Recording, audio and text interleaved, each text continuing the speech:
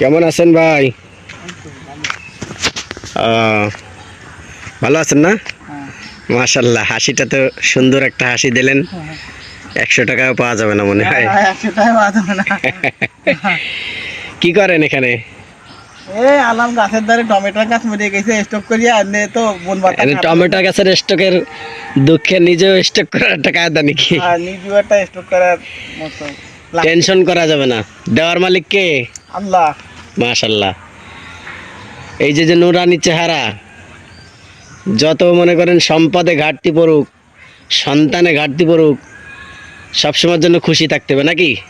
জি হাসি খুশি মন থাকা অনেক ভালো, অনেক ভালো নাকি? জি।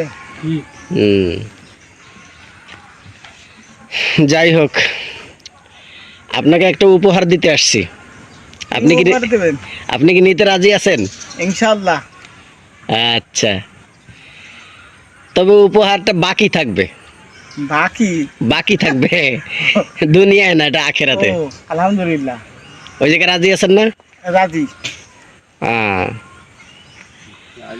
সেই উপহারটা হলো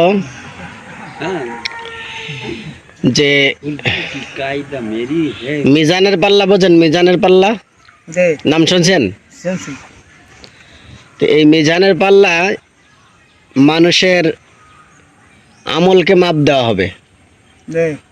দুনিয়ায় আমরা জিনিসপত্র মাপ দিই কিসের জন্য? ওজন করার জন্য, সঠিক মাপ দেওয়ার জন্য। আবার এর মধ্যে আবার 2 নাম্বারিও করে অনেকে। করে 2 নাম্বারিও করে না? করে। যেমন বাটখারা চেনেন? পড়েন? হ্যাঁ চিনি। ওইটার পিছনে 900 গ্রামে দেখছে 1 কেজি দেয়। হ্যাঁ, এরকম তো হয়। আচ্ছা দেখেন, ওই পোড়েনের পিছনে কি থাকে? ওই পোড়েনের পিছনে থাকে তোমার লোহা দিয়ে আটকানো থাকে, গর্ত থাকে একটু। ওই গাথাটা অনেক সময় কি করে? সীসা থাকে। এই সীসাটা খুলে ফেলায়। হ্যাঁ, সীসাটা কি জন্য? ওজনে কম দেওয়ার জন্য। হ্যাঁ, সীসা খুলে লাই দিয়ে ওজনে আর কি কম হবে আর কি। সেই যে মিটারটা ওটা পৌরাই দিতে আর কি। পুরাই দেশে 1 কেজি মাপ দেয় আর কি। 1 কেজি সমান সমান হয় আর কি। তো যাই হোক, এখন আসল কথা হলো উপহার দিতে হবে নাকি? উপহার নিতে রাজি আছেন? ইনশাআল্লাহ। মিজানের পাল্লায় মানুষের আমল মাপ দেওয়া হবে। মাপ দেওয়ার পরে দেখা হবে যে নেক আমল বেশি নাকি বদ আমল বেশি।